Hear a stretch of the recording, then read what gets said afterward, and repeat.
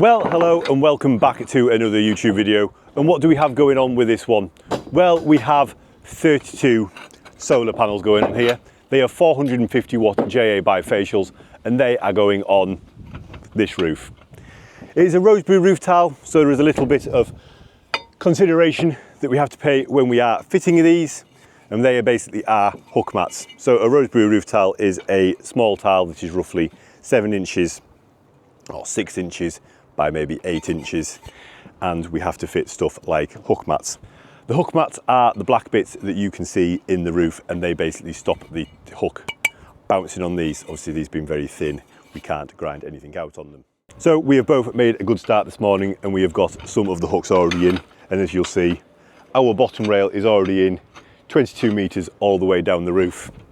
Jay is continuing to work on getting the hooks in through the middle, but I'm going to take you down the other end of the roof and I'm going to show you how a Rosemerry roof hook goes in and the little bit of process there is in getting that in, because they are ever so slightly different to a slate, a pan tile or a flat concrete tile or anything that we've seen before on the channel. People may shy away from them, but they are actually really easy once you know how. I also think they're one of the nicest roof coverings in the UK, but there we go. So 32 JA 450 watt panels to go on here, totaling 14.4 kilowatt peak. And what do we have going with that? Well, we have a 12 kilowatt 3-phase SIG inverter. That is going with a full stack of 6 8 kilowatt hour batteries, totaling 48 kilowatt hours. So a really big stack. I think it stands just over 2 meters tall.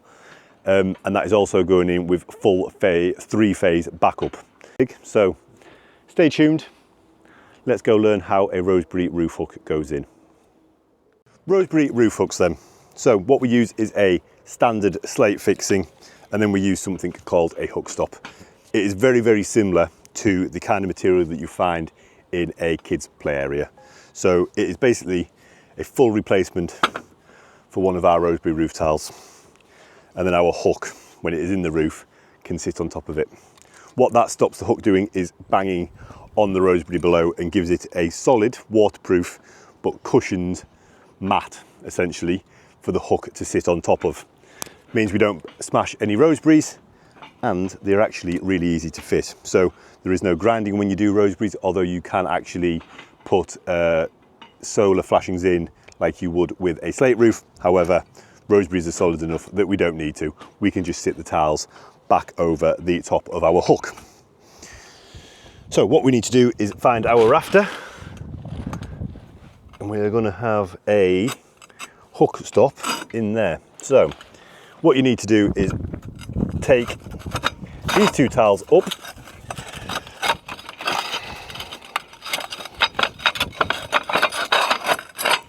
and a Rosemerry out. Now normally 4th course they are pinned. That was a pinned one. What you can then do is take out the 2 below it, and then the one that we are going to replace for our hook mat. Our hook mat then sits in place where our Rosemerry once was. Our roof hook then goes in on top of that, which in this case are the Van der Valk Ace roof hooks with Van der Valk screws.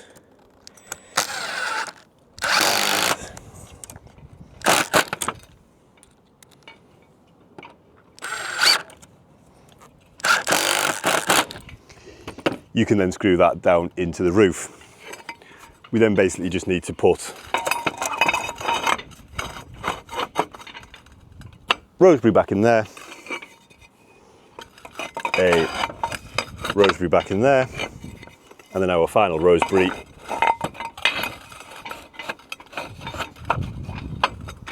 back in there. And what we have left is one Rosemerry that is now replaced with a hook stop and a solid fixing to the roof. All we now need to do is complete that about another 100 times, and then this roof will be completely hook and railed. So it has been a little bit of time, but you will now note all of our rails are now fixed to the roof. And Jason is just going through, and he is, with a length of rail, levelling them up from top to bottom.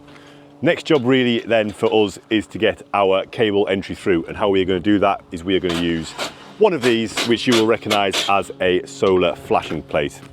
Basically we can also put these into Rosemerry roof tiles, and then that will give us a nice cable access through this hole, through a lap in the felt and through into the loft of our garage. So this in, and then we have our DC strings to pull up onto the roof, 32 panels. That is going to comprise of 2 strings of 11 and 1 string of 10. But it is a beautiful day and we're just going to get on with it really. So a little bit more time lapsing, a little bit more talking to you, and then hopefully by the end of today we might have the roof wired, plugged up with our MC4s and ready to go. But for now I'll hand you over to Jason and you can watch Jay get the rest of the rails levelled.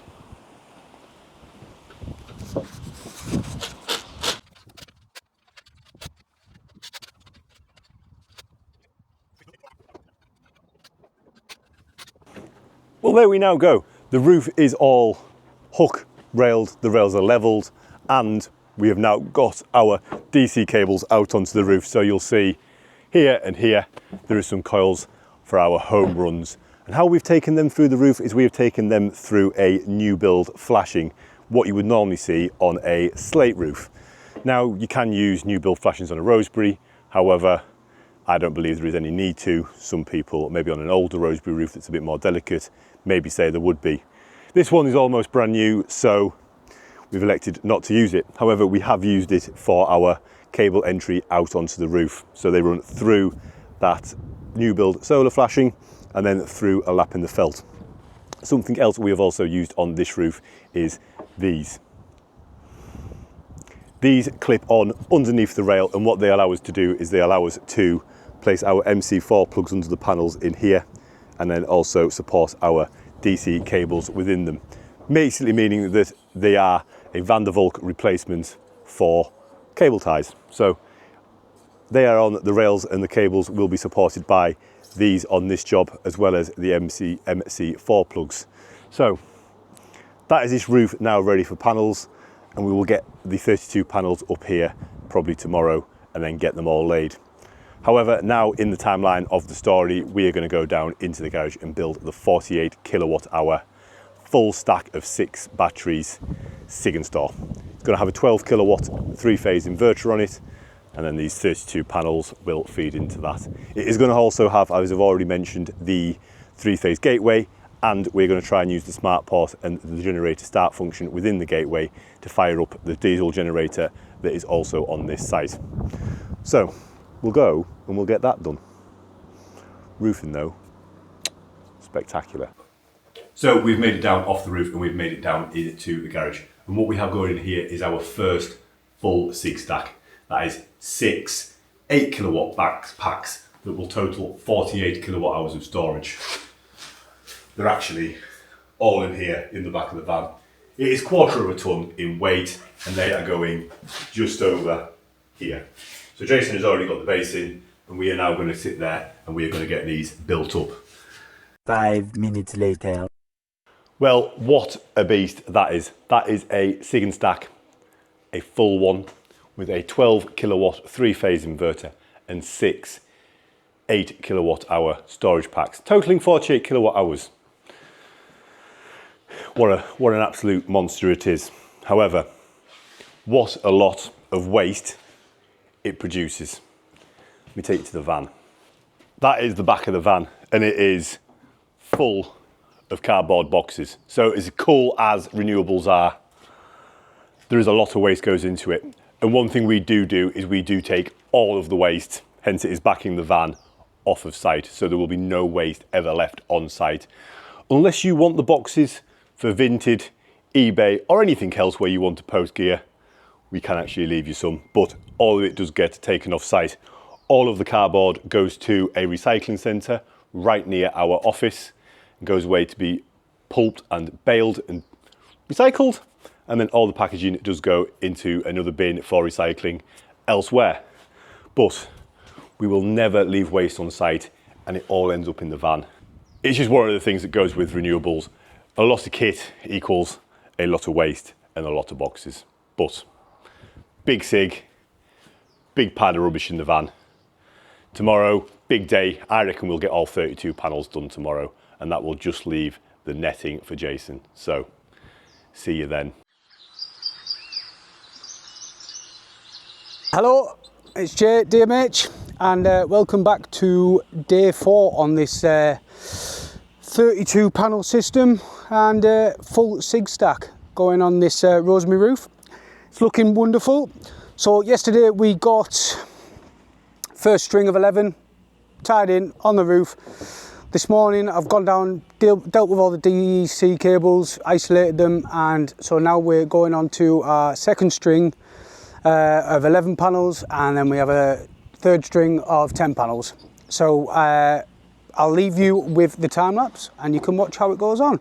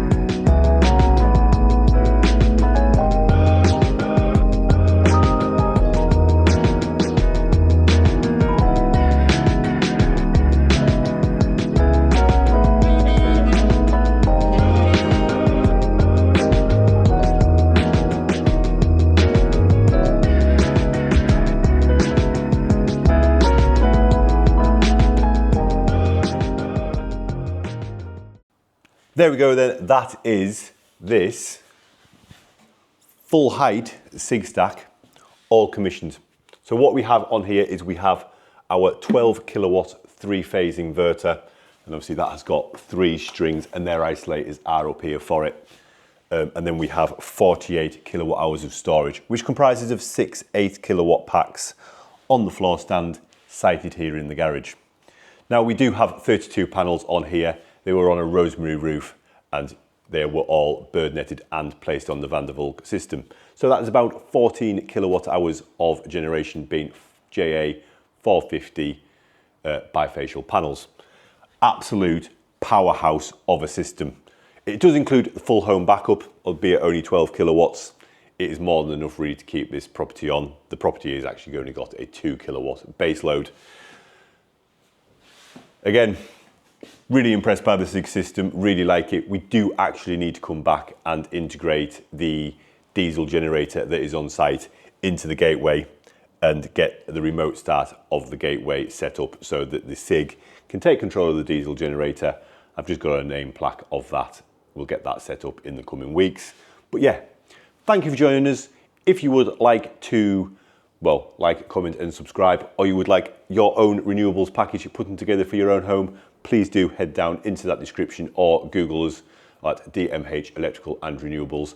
Find our contact us or get a quote page and fill that out, and then I can reach back out to you. And you may be the owner of an absolute monster system like this one that is actually taller than me at 6'3".